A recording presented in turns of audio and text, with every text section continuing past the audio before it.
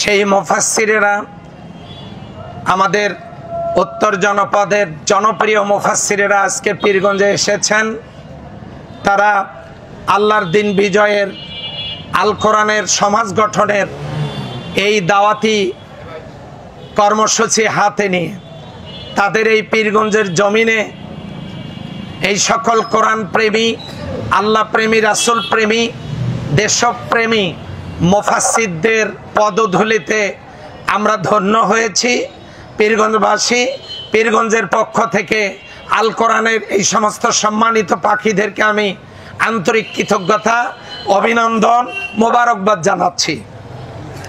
আজকে তারা এসেছেন জুলাই বিপ্লবে শহীদ আবু সাঈদের কবর জিয়ারত, এবং আমি তাদেরই একজন সহযোদ্ধা, কোরআনের ময়দানে একজন দায়ী হিসেবে তাদের সাথে আমার আত্মার সম্পর্ক, হৃদয়ের সম্পর্ক।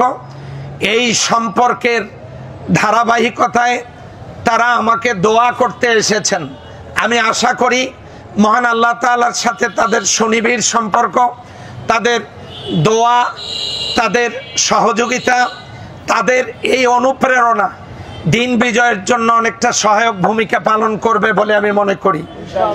যারা কষ্ট করে আমার এই নির্বাচনী এলাকাতে এসেছেন, আমি আমার পক্ষ থেকে, বাংলাদেশ জামাত ইসলামীর পক্ষ থেকে এই সকল কোরআনের পাখিদেরকে আবারও আন্তরিক মোবারকবাদ জানাচ্ছি। তাদের এই সফরের প্রতিটি কদমকে আল্লাহ দিন প্রতিষ্ঠার জন্য কবুল করুন। আল্লাহ আমাদের এই সকল কোরআনের পাখিগুলোকে তার দ্বীনের জন্য কবুল করুন। আল্লাহ তাআলা কোরআনের ময়দানে তাদের পদযুগলকে মজবুত করে দিন।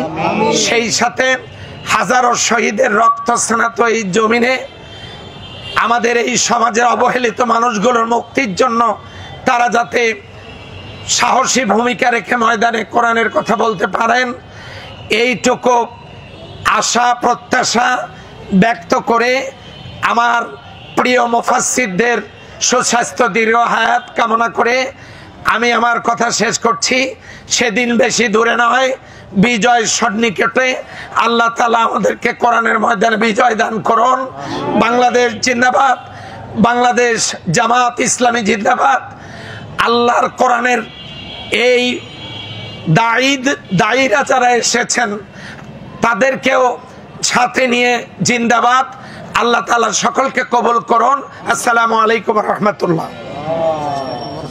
আমরা সবাই এখন আমাদের প্রিয় মুফাসসির, আমাদের প্রিয় ভাই অধ্যাপক নুরুল আমিন ভাইকে নিয়ে আমরা শহীদ আবু সাঈদ তার কবর জিয়ারতের উদ্দেশ্যে আমরা সকলে রওনা করব। আমরা নিজ নিজ মোটরসাইকেলে বসে যাই ইনশাআল্লাহ। সবাই